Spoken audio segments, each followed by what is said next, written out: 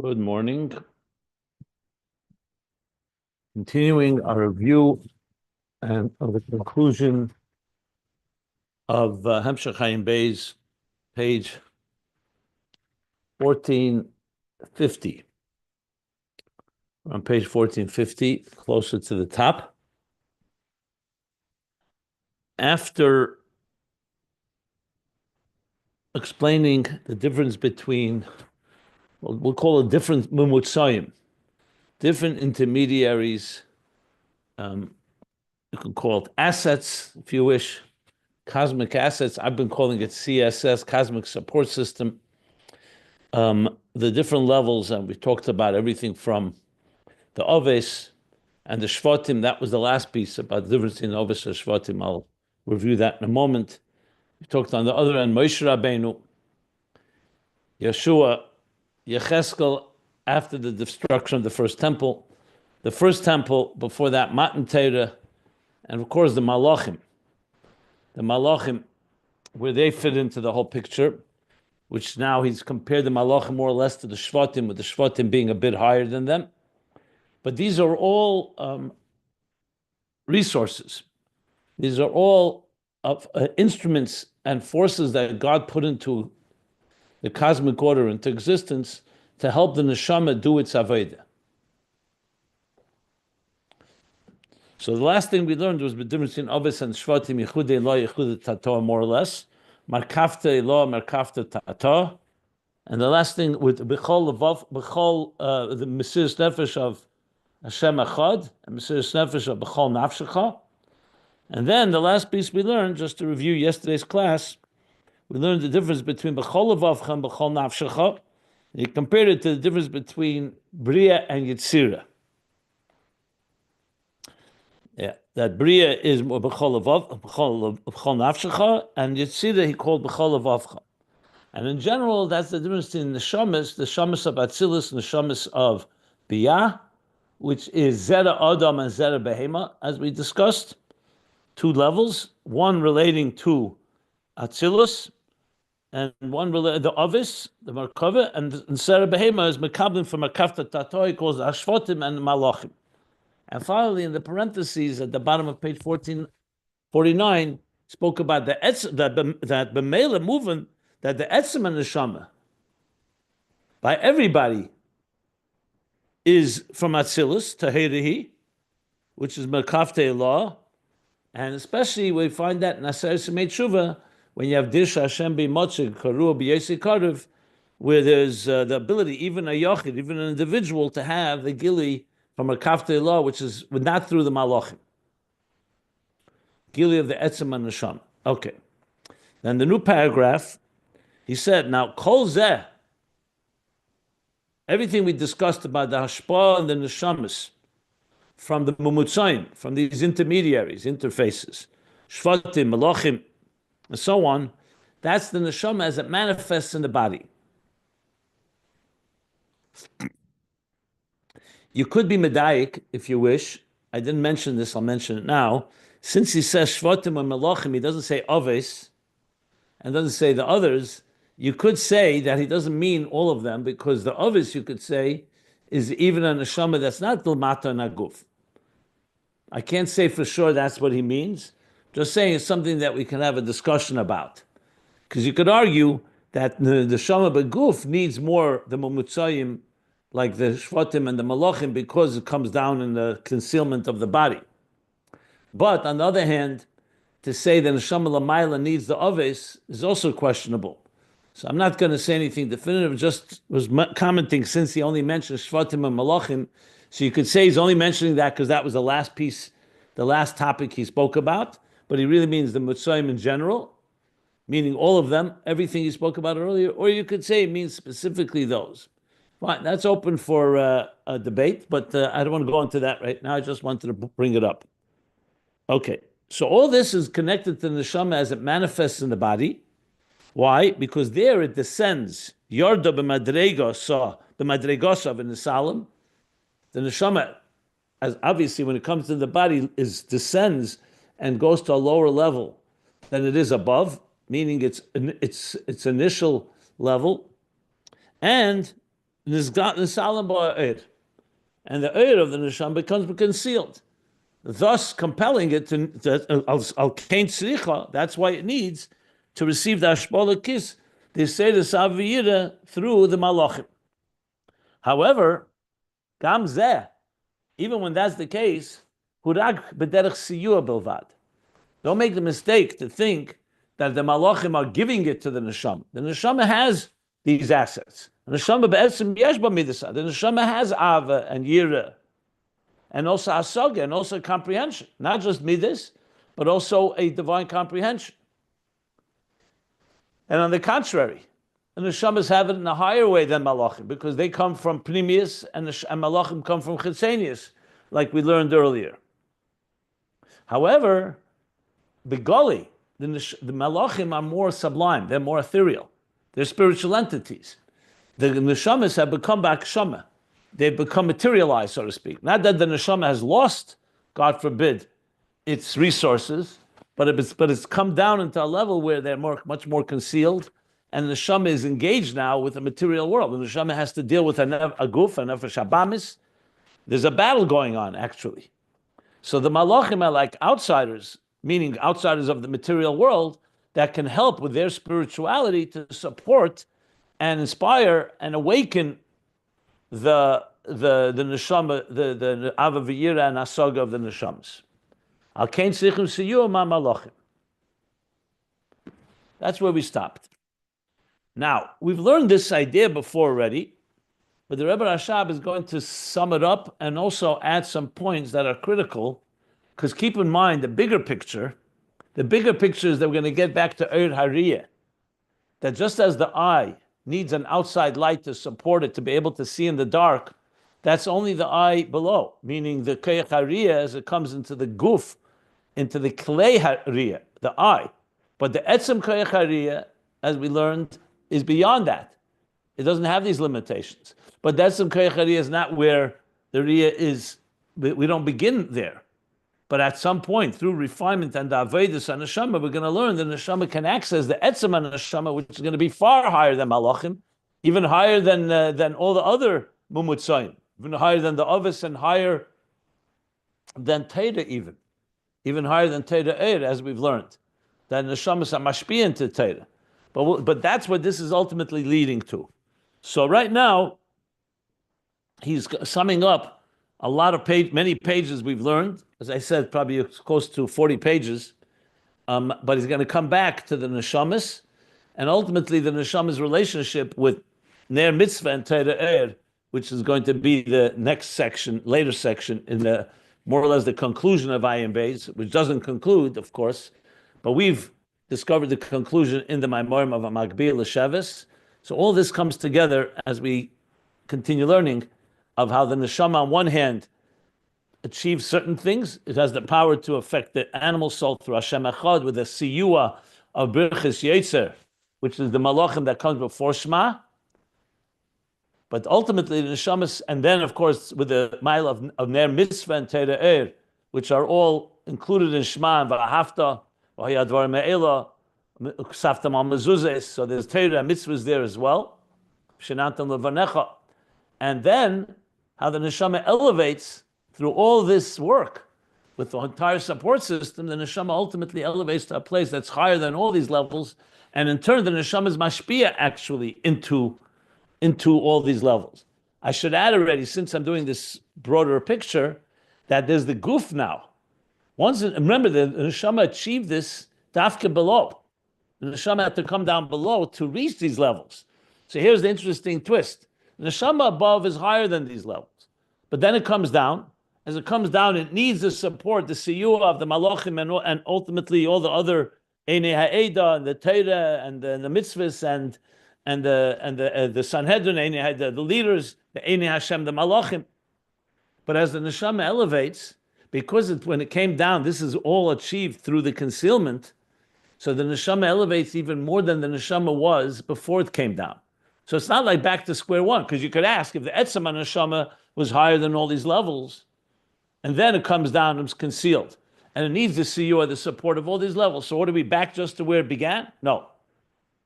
the neshama then goes even to a deeper level. So even though it was rooted in Helam Atzmi and Shmaya Atzmi, as we've learned, that becomes now manifest. Because once the neshama comes down, you don't see that. And even the neshama above, it's not actualized really. It's rooted there. And more importantly, as we learn the Einoid, we're going to learn how the guf actually feeds the neshama. Remember, neshama nizunas min haguf.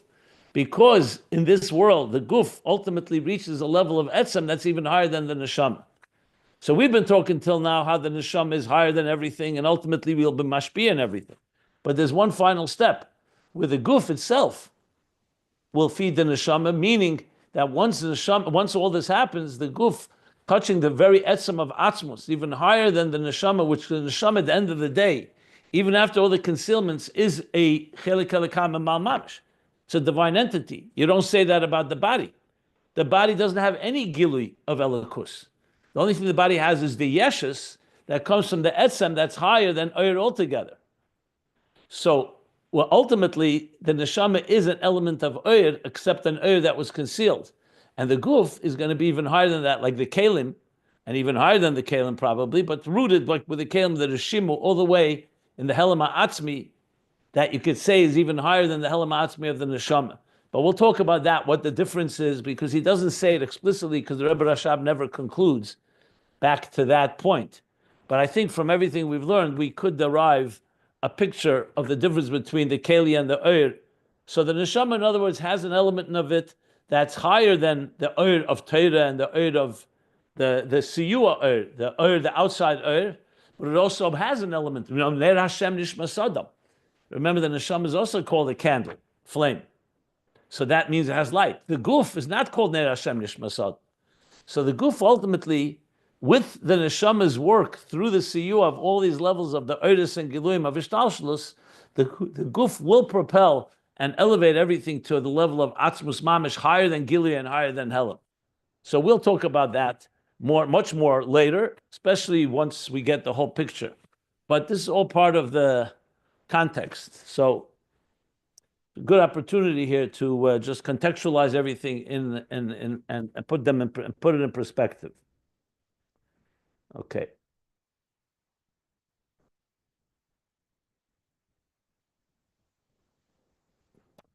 If someone has a question, everything I just summed up, I'm happy to answer, and then we'll continue.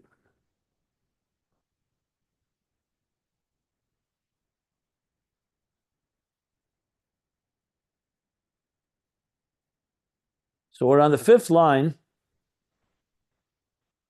top of page 1450. If you don't have the sefer, you want to follow the page, the text, you can go to ayinbeis.com and go to that page. So he says like this, Omnam. It's a qualification. Omnam. However, Ze Gufa, this itself comes an additional interesting point here. This Gufa, Shabo Bakshama, Beguva Nefesh Abamis. So till now, we were saying the neshama, malachim never come into akshama Gufa Nefesh Abamis. And a malach never enters into a body, and definitely not into an animal soul. The fact that the malachim, let's say the malachim that came to Avram looked like nomads, Arabs, that was at Seir. They did technically went into a body, but it's not a really slapshus neshama beguf. It was for the moment when they had to do that shlichus, they came into that form. You don't call that neshama beguf. Neshama beguf is like we are.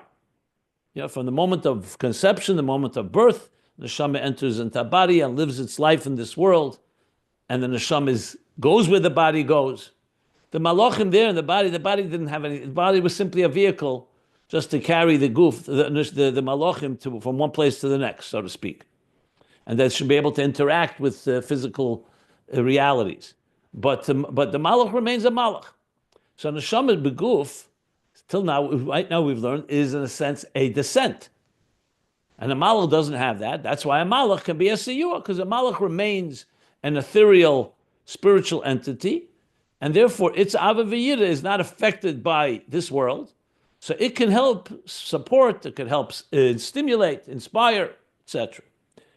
But now he's going to say that actually the very fact, and yet he said the neshamas are higher than malach. Okay.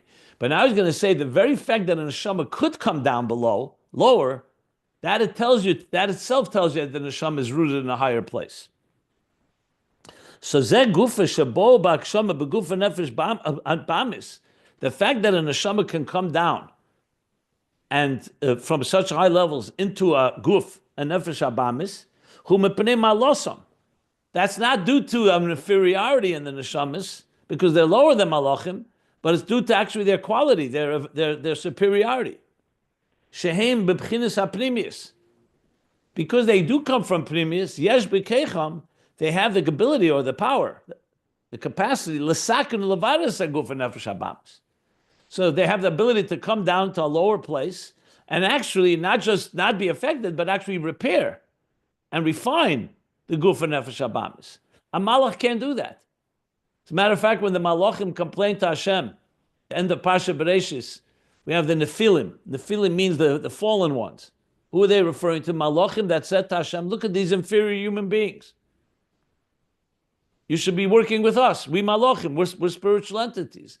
So Hashem said, yeah, let us see what you can do when you go down into this world. So the story goes, what is the story? I mean, you need with the Mefarshim and the Medrash, so God threw them down into this world and they became the worst of all because they didn't have the capacity to deal with the physical world. Malachim can work in a spiritual world, but they can't function in a world like this. This world is too overwhelming for such spiritual entities. Just as an example in regard to this. So the fact that a neshama can come down here, and indeed, yes, it does get concealed, and it has a battle. Whole Tanya, the battle between nefesh l'kis and nefesh habamis, and it's not easy. Look at each one of us. We're struggle, and we have to deal with a nefesh habamis and a guf, with physical needs and physical temptations, and we all know it's a real battle, sometimes more than others. But the mere fact that we hear and we can make it, and at times we win the battle, and the fact that we can come and actually have, God entrusts us with the ability to transform this world, to first transform ourselves, our bodies and animal soul comes mitzad the maila because a neshama comes from pnimius. That's why it can come down. Who do you send to do the most difficult job? The one that has the most power. So yes, they're challenged more, but they have that vote of confidence because they have the capacity to do so. This is a theme also in Tanya with Alter Rebbe says that when you're facing a struggle, not only shouldn't you get depressed, you should realize the fact that you're given that struggle is a vote of confidence in you.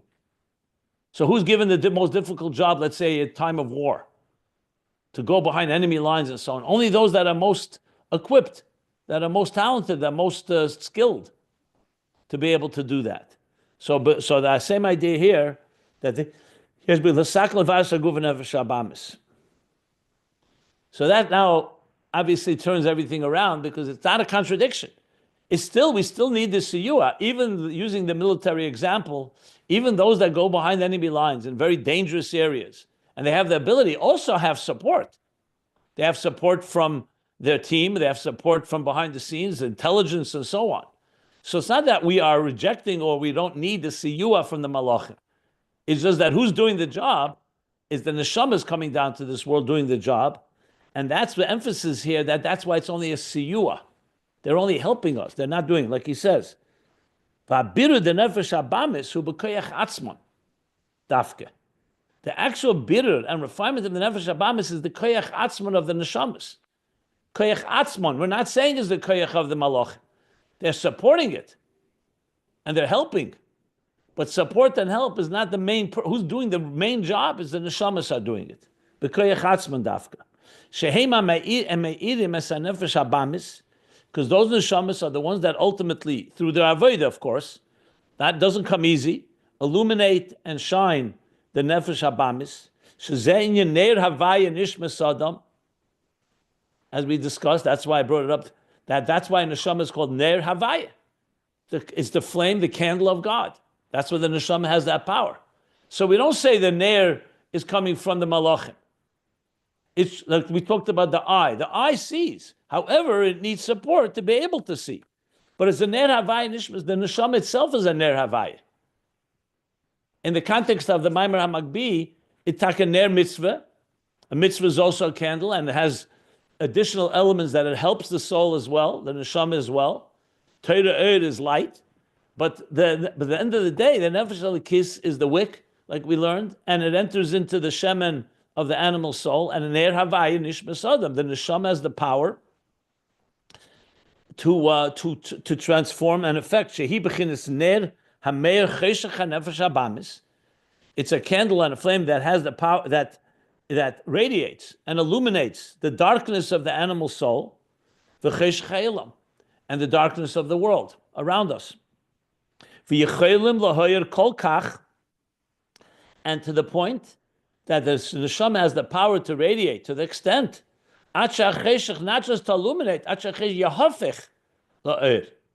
actually transform it to Eir. Like we learned the shemen of the animal soul's intelligence, though initially its intelligence is just for its own self-interest, that oil is absorbed by the wick and becomes the flame of Avahaftas Hashem Elokecha B'chol Levavcha, Shnei Yisarecha.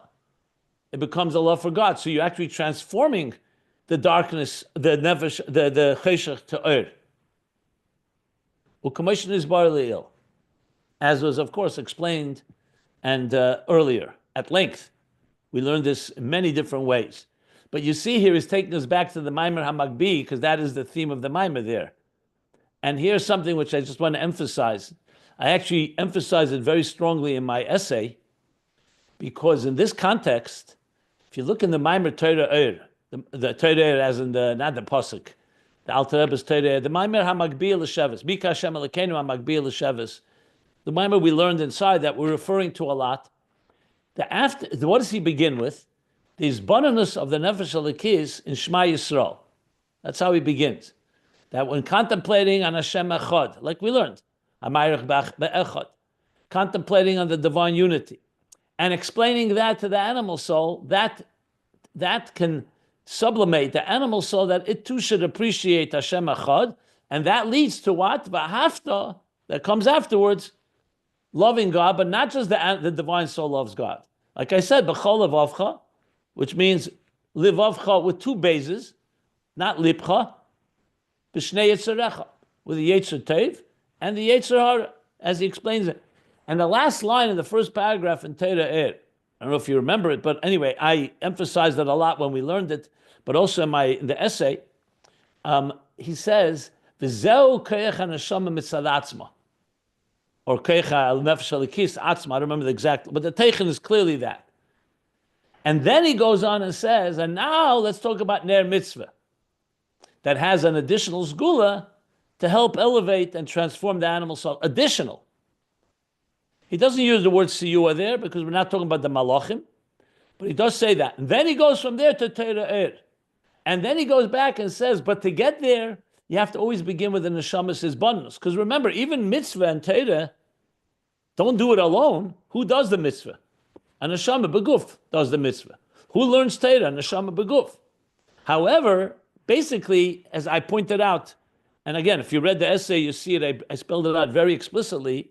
It's like three stages. There's the neshama does the work, first its own contemplation with davening, Shema, and it has an effect on the animal soul. Then the neshama does a mitzvah. There he talks about putting on talis and tefillin before davening. So I discussed that as well. That even that preceding davening, you also have the mitzvah of talis and tefillin.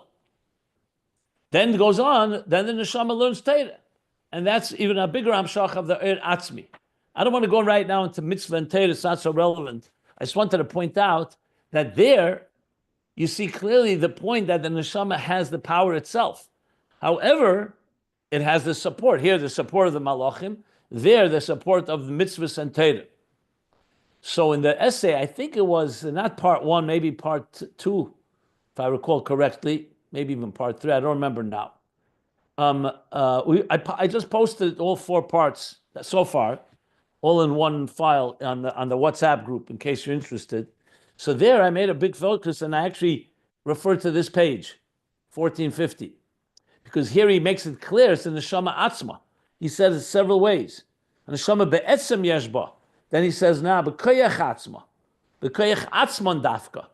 So this is not. No one has taken away the job. The neshama is still the one that does the work. In all ways. But however, it has the additional support of the different elements we're talking about. In here case, the malachim, and so on. B'koyach Hashem Shema me'irimus and of Shabamis, because the neshama itself is Ner Hashem Nishmas Adam. If it would say the neshama comes down below and it's not a candle and not a flame, it's just a dormant state, and everything has to come from outside, so then it would say Ner Mitzvah and Torah, they're the ones that get the neshama going. But it says Ner Hashem Nishmas Adam, independent of Ner Mitzvah and Torah. The neshama itself is already a Ner.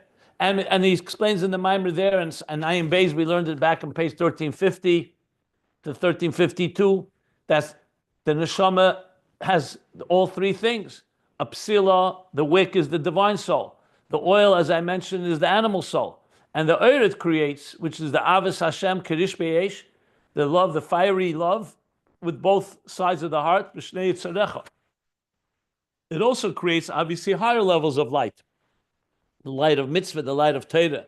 It's also somewhat needs a discussion which light it actually creates the neshama. But for sure, it's a Ner Hashem Nishmas Adam. That's not a question, like he's quoting here. So that proves that the neshama has all these resources itself. Okay. Can you take the question? Not in the middle of my sentence. 1 second. The kol zeh hu b'koyach atzman dafke. This is all b'koyach atzman of the neshama. The neshama itself has this power. So going back to the example I've given in the last few days, so again, in our lifetimes, we all have many support systems. We have our parents, we have our educators, we have our siblings, we have our friends, we have our teachers, mentors, a rebbe. I mean, you go through life, a person, some have more than others, but bottom line is, we have many support systems. But at the end of the day, they're all support systems. They don't do the work for you.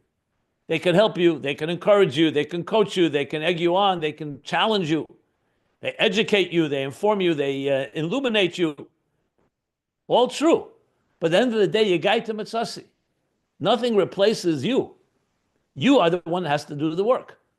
Now, in a case where somebody tries to replace you, God forbid, that doesn't end up well. If someone starts doing the work for you, is only Adam Reitze B'kav Shalei. Ultimately, a person has to work hard in their Avodah. So putting in very practical terms, the neshama has to do the work. However, it doesn't come alone. It doesn't come unarmed. It comes with plenty of resources, which is, of course, what we're learning here. And it's also a very central point in general in our Avodah that we should know.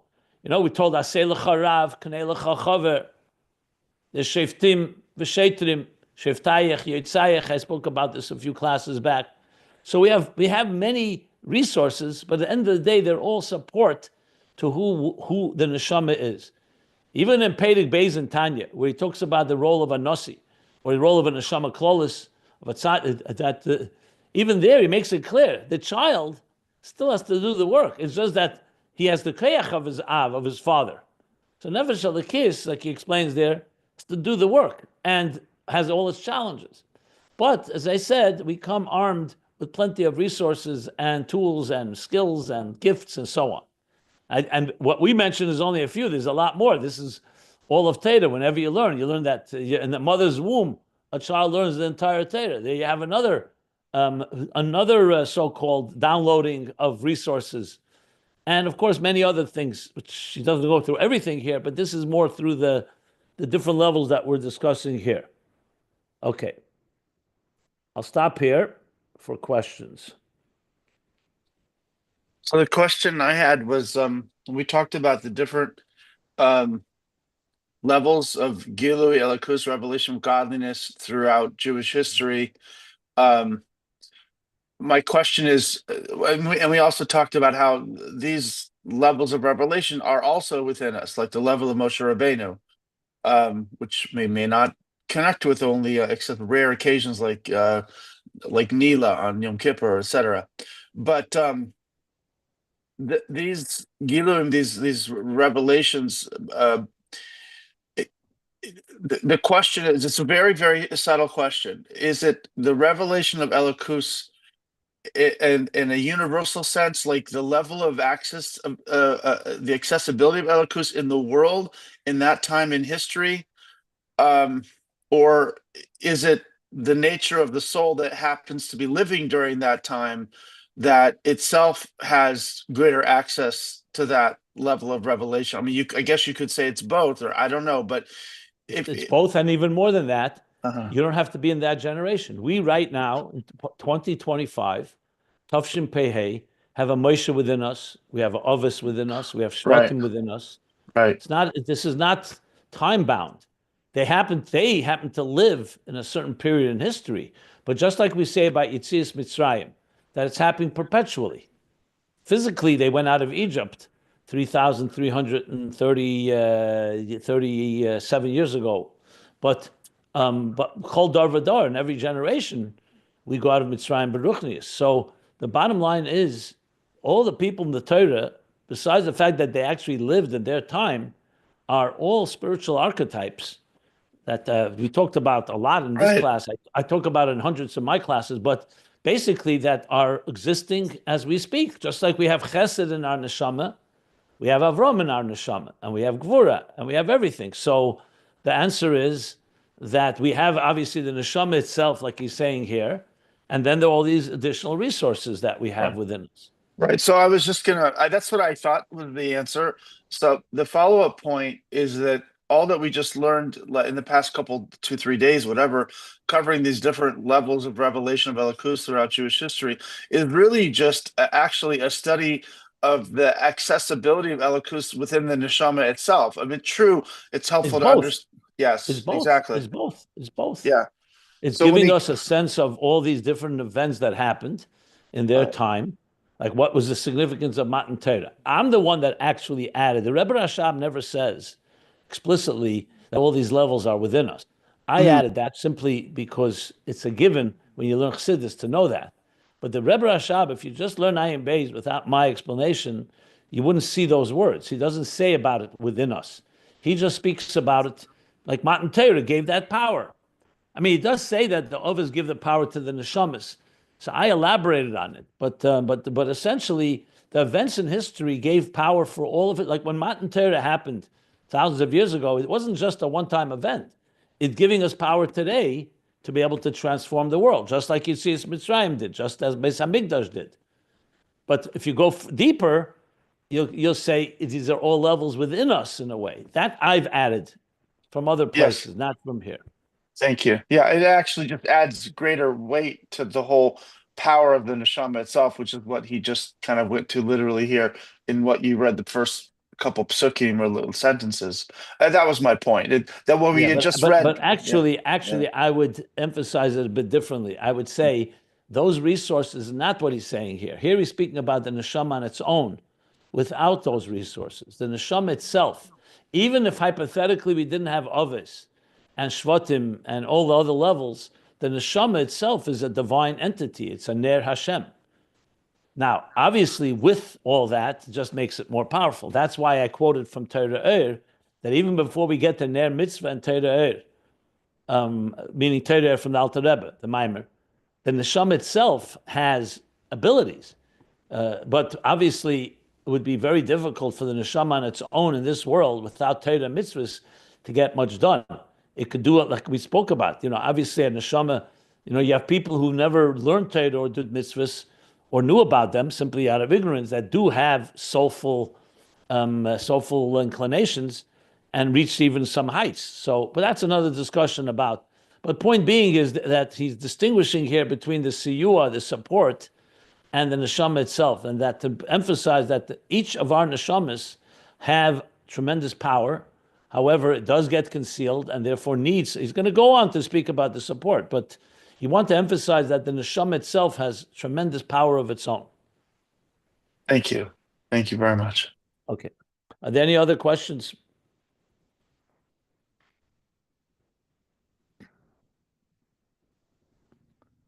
Okay. So now he's going to go back and address something we learned a few pages back. I believe it was 14. Let me see. Was it 1444? Yeah. So he's going to elaborate a bit more about the Ner Hashem Nishmas Adam in contrast to the animal soul, to the body and the animal soul. Now remember, this is important. The bottom of 1443, it's like 7 pages back, he asked the question.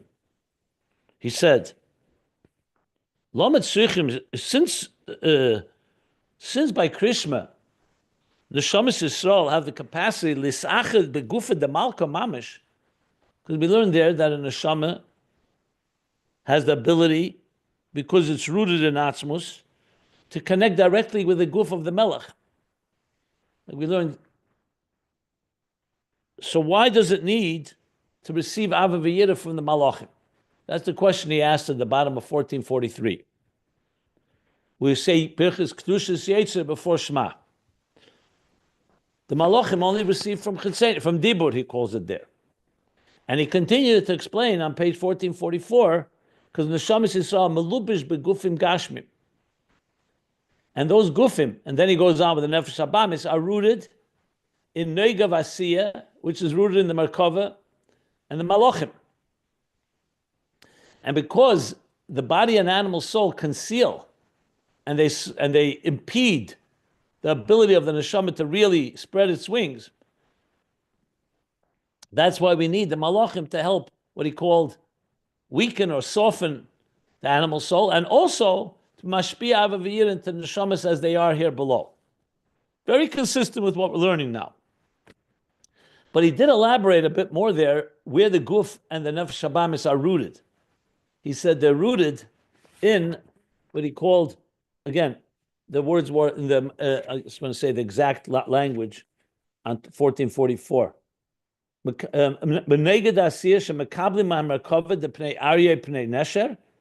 spoke how the nefesh habamis receives from all of them. The root of the animals is from the root of the behemoth, the cattle, is from Pnei Sher. The root of the animals is from Pnei Aryeh. The root of the birds is from Pnei Nesher, the eagle. How all that is part of the Nefesh Habamis.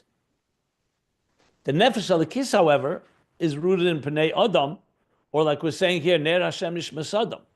You don't say on the Nefesh Habamis, Ner Hashem. You don't call it a candle. You don't call it a flame, a light.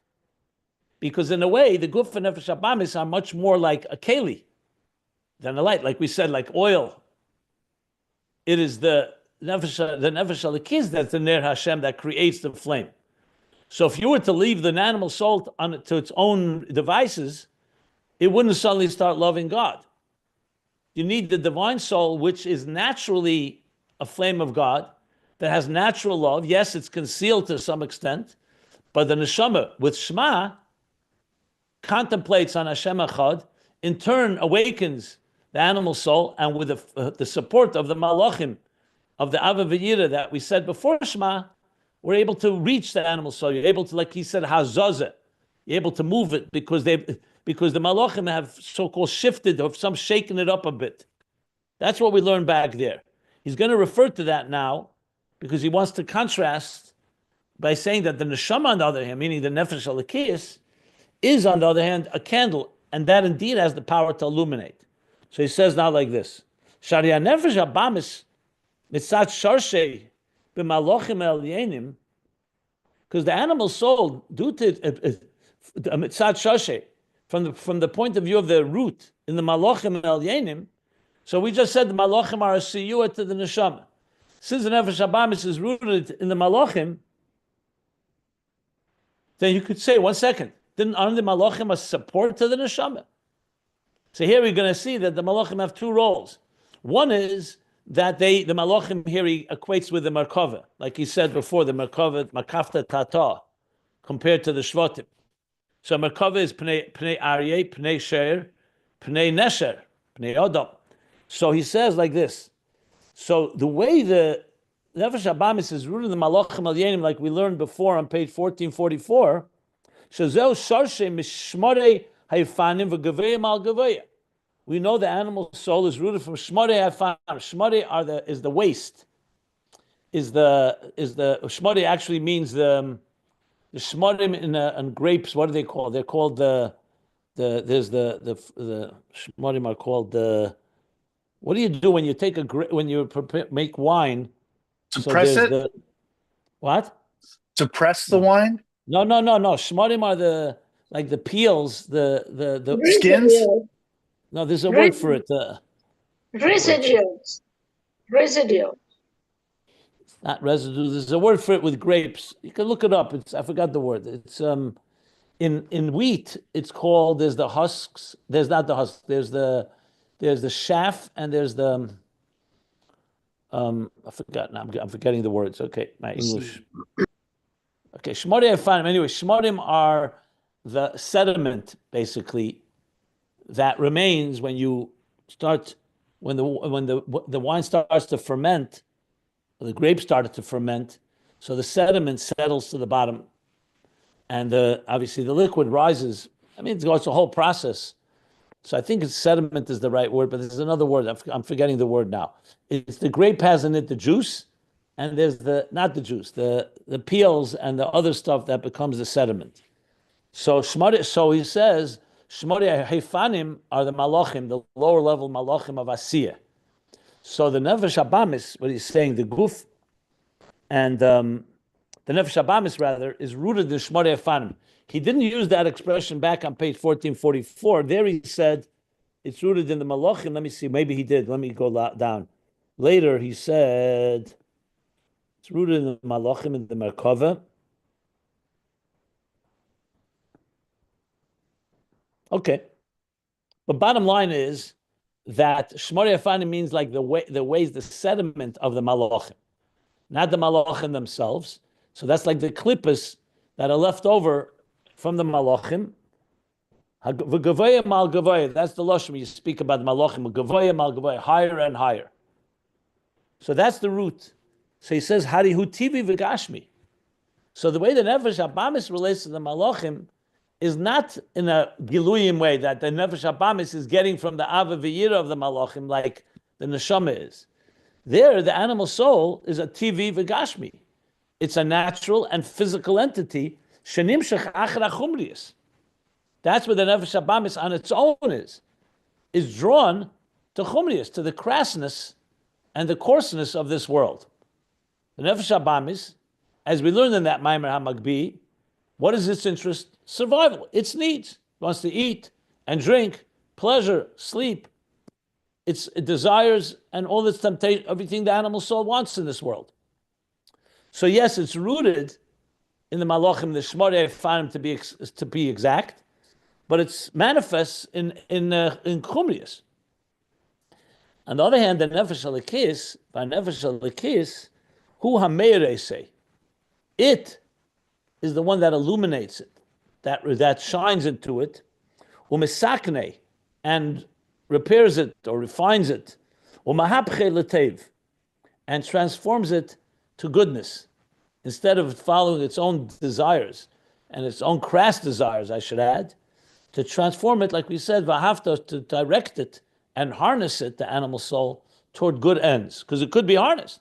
We see that as well. You could take the animal soul and turn it into a tremendous asset, a tremendous tool that helps support the goodness of goodness and kindness and serving Hashem.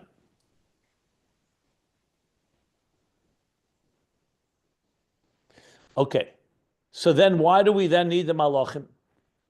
If the neshama can do that and has that power, Ner Hashem Nishma Sadam, says the Rebbe Rav Shab, Umashamoyel Alav Hizbonanus. And why we need Birchas Yotzer? Why do we talk about the malachim before Shema? Before the neshama comes in with its work. The bitl shorshem mekerei talks about the bitla, these malachim that are the root of the animal soul, are loving and revering God.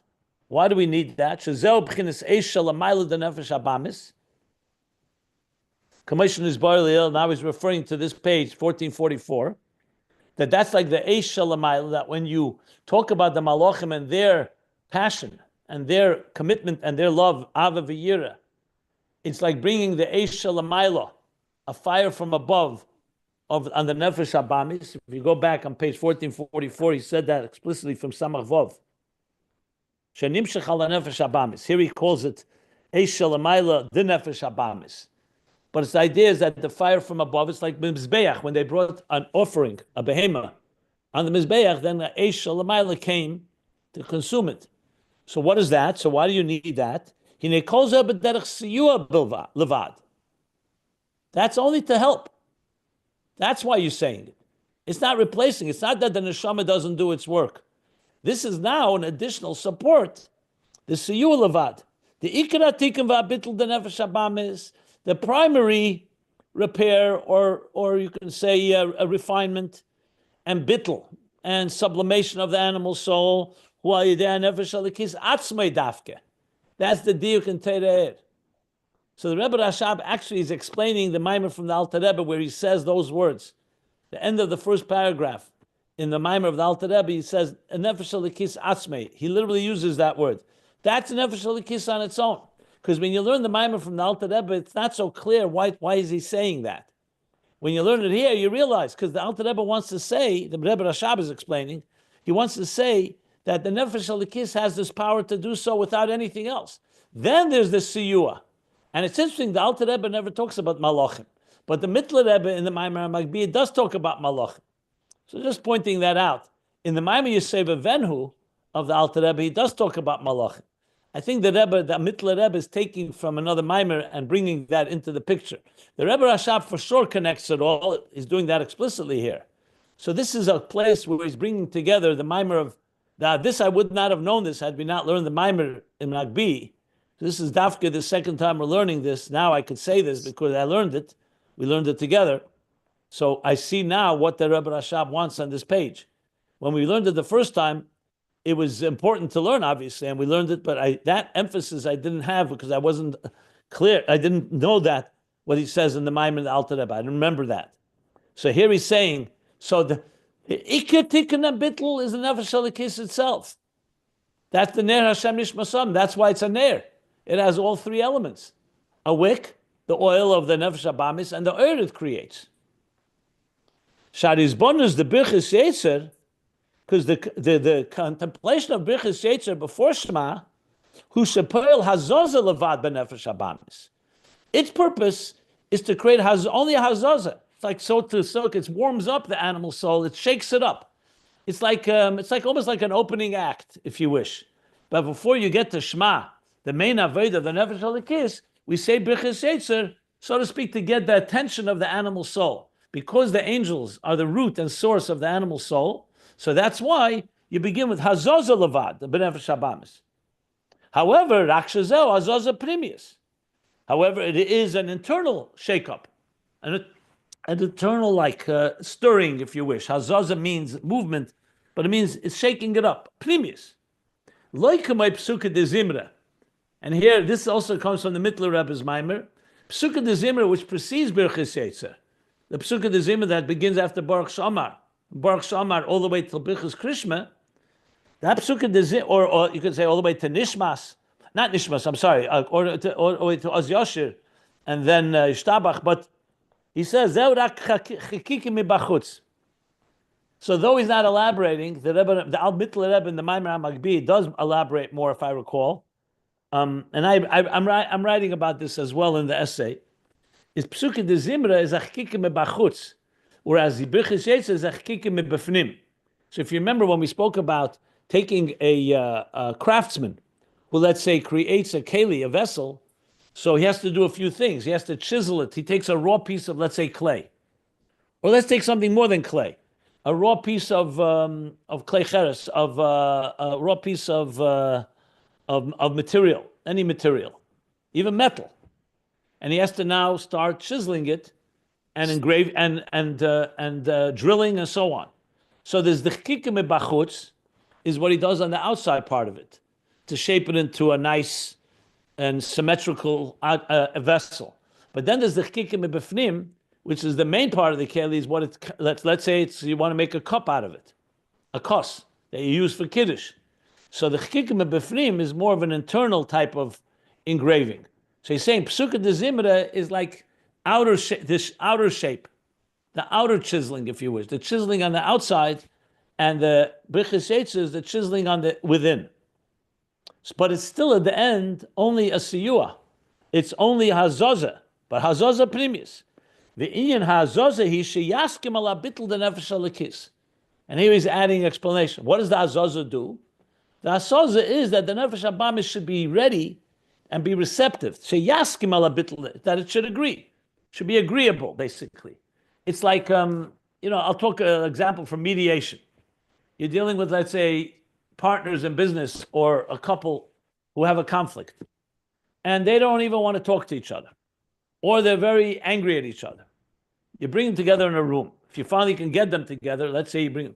Before you start doing any mediation, you got to warm them up, basically. You have to do something that will get them to talk. Because if they just sit hostile and angry, you're not going to get anywhere, because anything that's said is right away going to be rebutted and argued about. So the kunst, so to speak, the art here is, how do you first lower the temperature to a point where you can have some conversation going on? And I'm sure the attorneys in this class can talk about it on that level. It's like having a preliminary meeting and just seeing, can we find some common ground, something. Sometimes it's hard. Sometimes it takes time.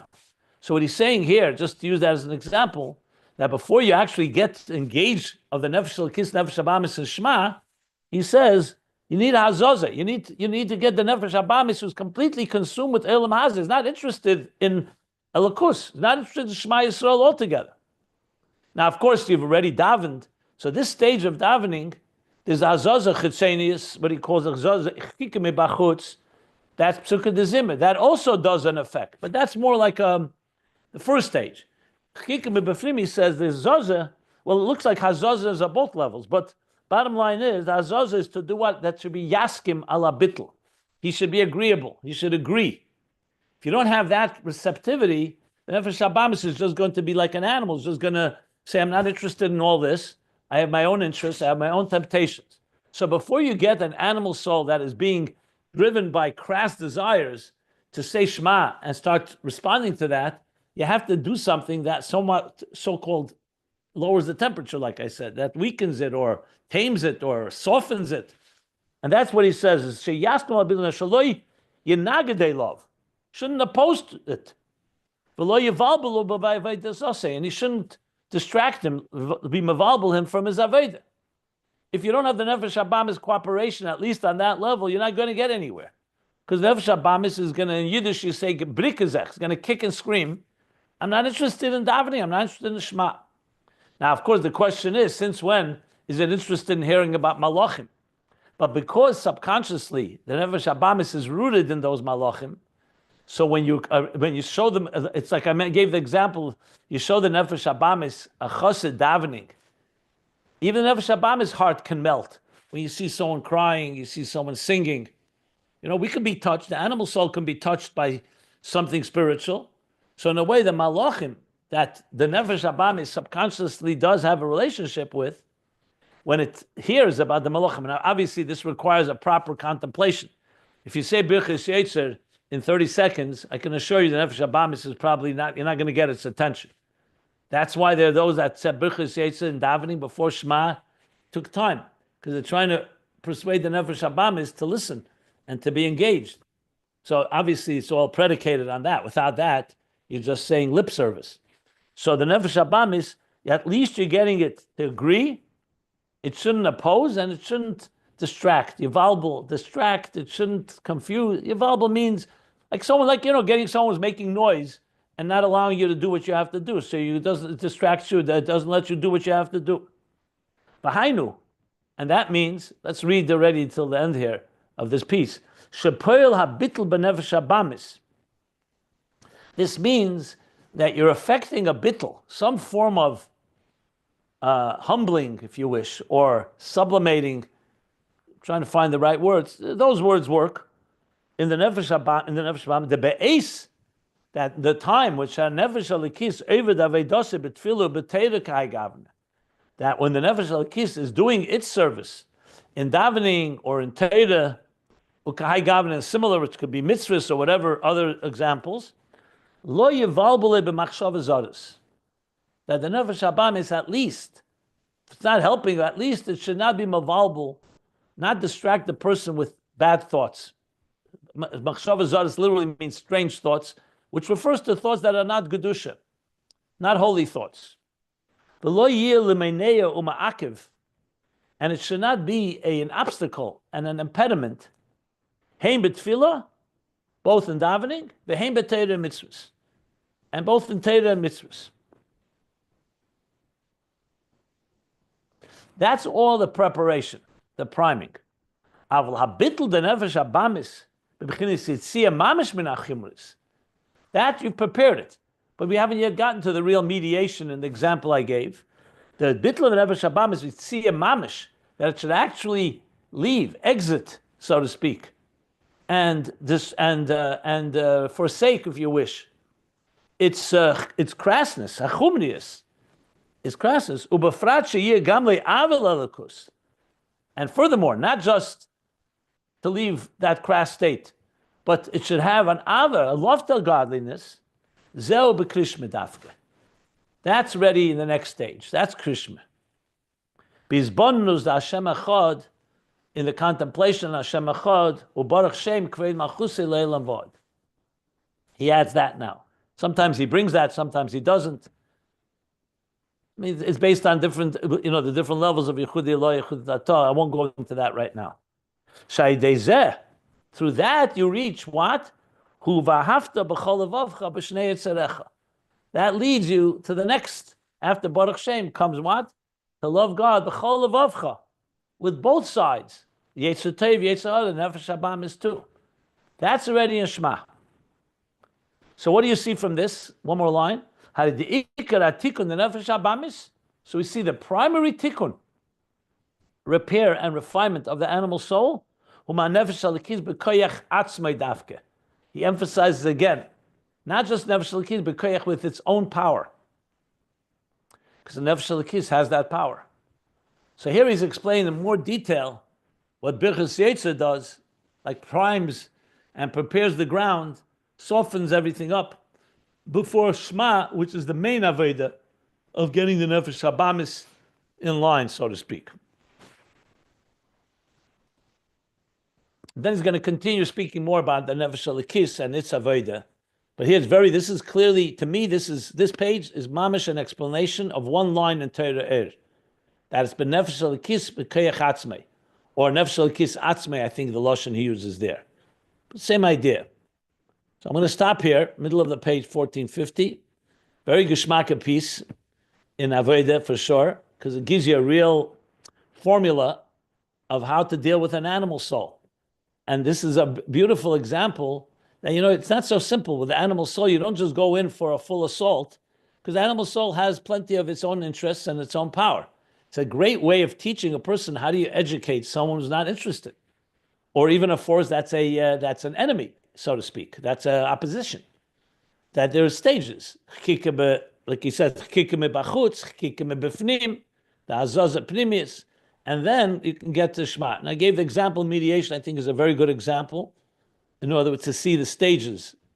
And obviously you learn from this that davening is a serious undertaking, a serious event. It's not just the lip service, unfortunately, that most of us are used to. So let me stop if anybody wants to ask anything. But I think this is really a very applied approach to learn to davening, at least this part of davening. Okay. Take it away. Any questions? Well, first I'll comment, since you mentioned lawyers and mediation, that you're absolutely right about how mediators actually do get the mediation discussions going, and it always amused me a little bit. And I had this instinct when they did it. Why? But you kind of just put in great words that the mediators will come in and they'll start schmoozing with the participants, usually in separate rooms for disputants, litigants who are not on speaking terms. But even just to get them to talk to the mediator will come in and just start small talk with them, like, where are you from? Where were you born? Do you know so and so? I know so and so, and you're paying these guys a lot of money to come and solve your problem, and they come in and they're literally just kibitzing. But it's dafka for the purpose you mentioned, and I had this hush. That's why they come in and warm everybody up like that. But the best ones mamish do exactly what you said. It's incredible that I mean, I guess you've done your own mediations too, so but It's a known tactic, and it works for what it's worth. I mean, it's a good idea. Yeah, no, absolutely. And listen, I also have a good teacher, the Rebbe Rasha. Yeah, yeah. I had a question. Even on I Shema, think the Nefesh Abamis can be more complicated than most clients. yeah, that's probably a very true statement. Well, you could argue the Nefesh Bahamas is at the root cause of what causes a lot of disputes in the first place. But No, no, so okay, right. I'm not sure that I don't think it's a coincidence. Um, My question is, never came to ask this before, but just the flow of the discussion, the flow of the way you gave this over today, made me wonder, like even Kriya Shema itself is a siua. I mean, ultimately, we're focusing on the most important, on connecting the neshama and even the guf to their ultimate sources and to unite them together in Elokus, which is the goal. But even Kriya Shema is a contemplation like Birchas Yotzer. I mean, ultimately, it's not saying Shema; it's what you do to connect your Nefesh Bahamos and to begin to engage it with by saying Shema, right? So even Kriya Shema is a sort of is sort of an exercise. It's Can you can intrinsically. you can you answer your own question, or you need me to answer it? I don't know. I guess I'm asking if I'm understanding this correctly. Well, he doesn't say that. He says clearly that it's not siyua. He says that is the ikar avodah of the nefesh alikis. Because very simply, in Birchas Yetzi, you're talking about angels. Right. In Shema, you're talking about Hashem Echad. Like he Uh-huh. says, his bonus the Hashem Echad. So why am I asking whether you can answer yourself? Because if you go back, you ask me a technical question. If you think about what Shema is properly, we It learned is a whole dafka bunch of that. pages. Hamayruch be'echad. It's a Right. long, extended Mayrich in the divine unity. You're talking about divine unity of I see. Atmos, I see your going point. from Dibur to Machshav, the whole process. Yes. So that's exactly what the neshama needs to. The neshama can't just, without Shema, without anything. What is the neshama going to do to affect an animal soul? The animal soul wants its interest. Hashem Echad is a whole formula that's going straight. That once the nefesh habamis you got its attention, so to speak. Now let's talk about God. Let's talk about God's unity. Let's talk about, does existence exist? What is existence in context of the Dvar Hashem that creates existence, the energy within it, and all that we learned back a few pages back about Amayach B'Shem Achad. So that is the primary avodah. So the neshama, as much as it's powerful, needs to do something. Avodah b'koyach atzmei does not mean there's no avodah. It means it's koyach atzmei, but you need the neshama. If you wake up in the morning and say, my neshama is rooted in atzmus, let it just do what it has to do. What are you going to do? You have to do something. You have to think. You have to say. You have to act. So bottom line is, it is true that Torah, mitzvahs, tefillah are all instruments God gave us. But remember, the neshama is also an instrument. You could say the neshama itself is also a siyua if you want to be technical. Only God is not a siyua. The neshama is also an asset that God is using to come into this world to do his work, if you want to really put it that way.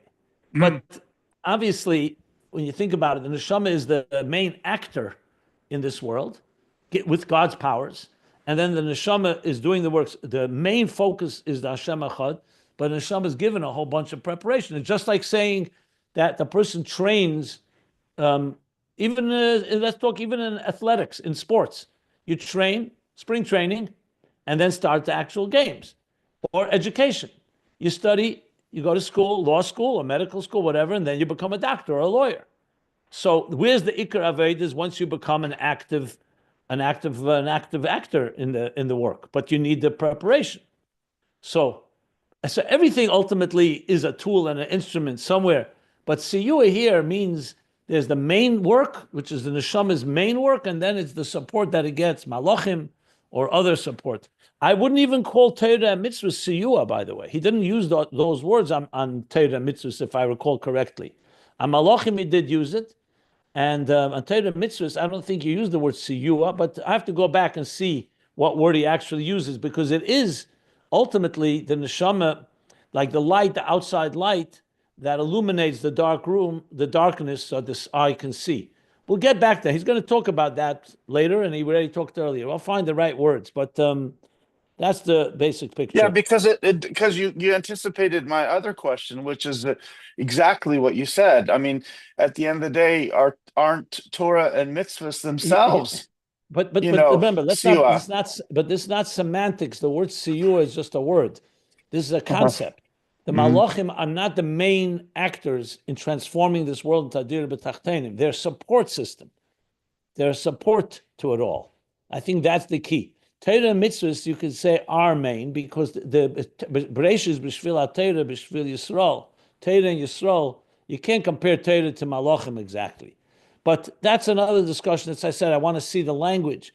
Depending, it's all context as well. Remember, the neshamas at the end of the day do rise higher than Torah.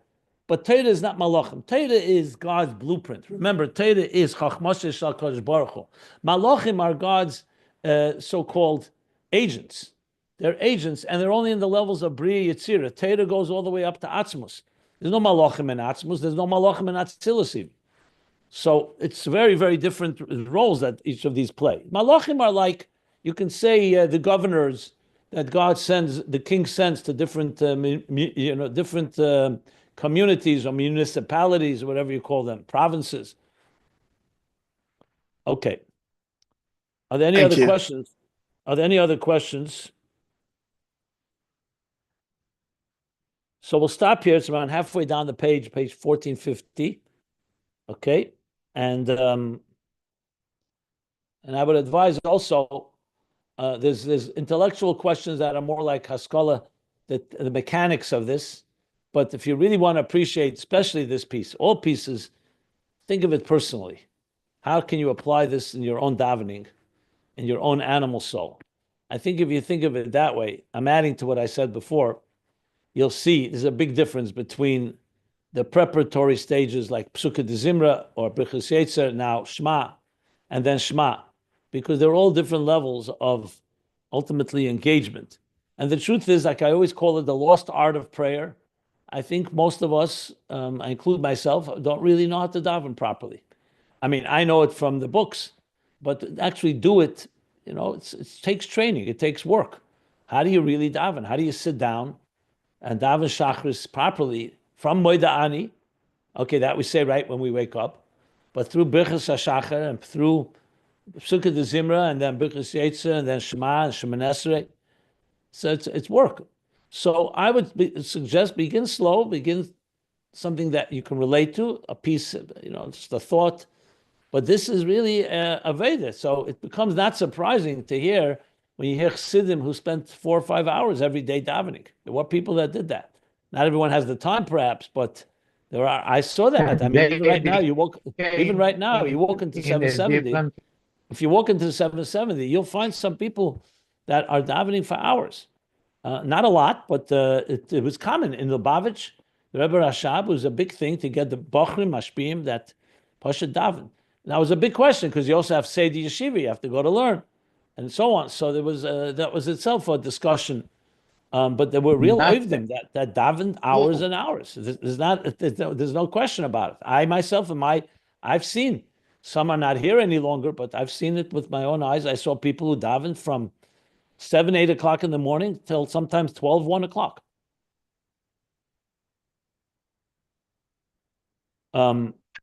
These people initially you think, what are they doing different. there?